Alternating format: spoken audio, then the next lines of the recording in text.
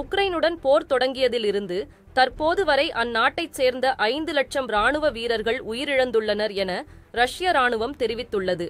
ஐரோப்பிய நாடான உக்ரைன் அண்டை நாடான ரஷ்யாவின் தொடர் எச்சரிக்கைகளை மீறி நேட்டோ அமைப்பில் இணைவதற்கான முயற்சிகளை தொடர்ந்து முன்னெடுத்தது.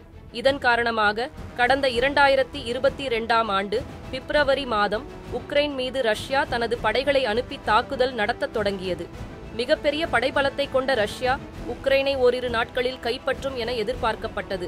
ஆனால் நேட்டோ உறுப்பு நாடுகளான அமெரிக்கா மற்றும் மேற்கத்திய நாடுகள் உக்ரைனுக்கு தேவையான இராணுவ மற்றும் நிதியுதவிகளை வாரி வழங்கியதால் ரஷ்யாவுக்கு உக்ரைன் பதிலடி கொடுத்து வருகிறது. இதனால் இந்த போர் 3 ஆண்டுகளை தாண்டி நீடித்து வருகிறது. எனினும் இந்த போரில் உக்ரைன் பெரும் இழப்பையும் சந்தித்து வருகிறது.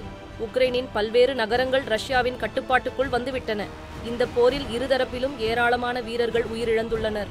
இந்த நிலையில் போர் தொடங்கியதில் இருந்து தற்போது வரை உக்ரைனில் சுமார் 5 லட்சம் ராணுவ வீரர்கள் பலியாகி உள்ளதாக ரஷ்ய ராணுவம் தெரிவித்துள்ளது.